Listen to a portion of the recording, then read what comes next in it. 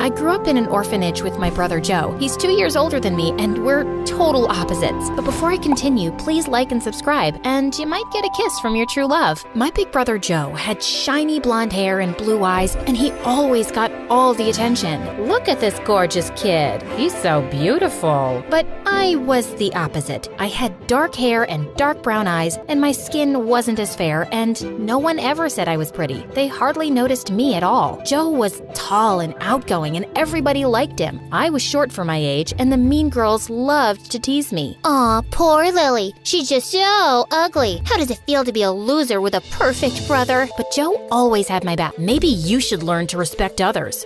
Oh, for you, Joe? I'll learn anything. I'll learn how to respect others, and how to cook and clean. I'll even learn how to give birth. You don't learn how to give birth. You just give birth. I agree. You're right. You're so smart. See, Joe? I learned my lesson. I respected her. Now love me, Joe, please. In school, things weren't much better. Joe was super smart and almost a genius. Joe, that's amazing. A perfect score. I could barely pass my exams, and I had a hard time paying attention in class. Sometimes I talked to the other kids when I wasn't supposed to, and I got out of my seat and I ran around the room, but I couldn't help it. Lily, sit down. Most of the teachers didn't like me at all. One time I was in grumpy old Miss Koppel's class, and I really had to go to the bathroom. The break just ended 2 minutes ago. You couldn't go then? Oh wait, you were busy playing. The only thing you do in school. No bathroom for you. But it's an emergency. Miss Koppel didn't budge. I tried to hold it, but a minute later, I peed my pants. Ew! Joe caught me crying in the hallway. What's wrong? Miss Koppel wouldn't let me go to the bathroom. Joe's face turned bright red, and he stormed into Miss Koppel's class. You stinky witch. Maybe a bitter old lady like you shouldn't be teaching. You should be at home fighting with your husband who's lost his hearing because of your constant screaming and will go blind soon looking at your hideous face. Miss Koppel sent Joe to the principal's office, and he got detention for 2 weeks. I felt so bad. I'm sorry I'm weird and stupid and always causing trouble. Don't say that about yourself, Lily. None of that is true. Yes, it is.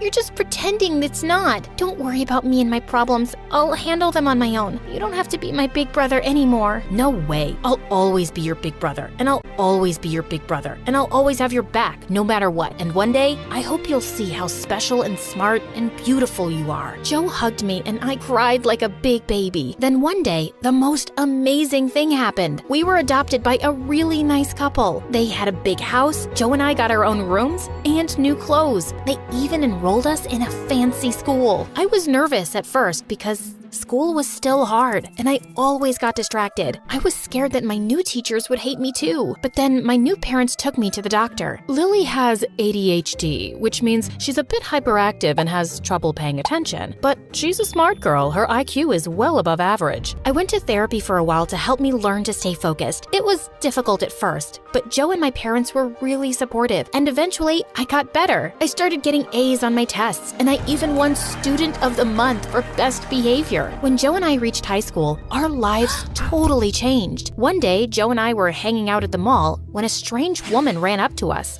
Your face is a work of art. Have you ever thought of being a model? Not really. Stick with me, darling. I'm gonna make you a star. The woman was a modeling agent. Joe signed a contract with her, and soon, every other weekend, he was doing photo shoots all over the city. My life was much better too. My grades were at the top of my class, I had a bunch of new friends, and when I looked in the mirror for the first time, I liked what I saw, especially since my mom always told me how pretty I was and that I should love myself just as I am. I had a newfound confidence, and everyone noticed. Even though Joe and I weren't together all the time, we were still close. We had our own lives, and that was okay. We were always there for each other. Then one day, our dad got a new job and we moved across town. Another family, twice as rich as my parents, lived next door, and they had a daughter my age. The moment Joe saw her, he started acting strange. He was really dying to meet her. Oh, love at first sight? Something only beautiful people do. Why don't you just go over there and say hello? Just say hello? Hello? It's not that easy. It has to be just right. She's my destiny. She's my true love. We're meant to be. We started thinking of ways to make them meet. What made it harder was that she was homeschooled. We saw a lot of sophisticated teachers coming and leaving the house. Joe took one of my shirts and went to her house, pretending he found it in the yard and it belonged to the girl. But a maid opened the door and took it, then slammed the door in Joe's face. One time, I saw the mystery girl leaving her house, and I started calling out random names. Emily, Sarah, Anna, Amber. But she still didn't look up. A couple of weeks passed, and I thought Joe would have moved on, but he was still determined to meet this girl. He hatched a new plan every day, but none of them worked. I needed a break, so I snuck off to the park to sketch. As I was sketching an oak tree, I heard someone walk up behind me. I turned to see a cute boy smiling at me. Those are pretty good.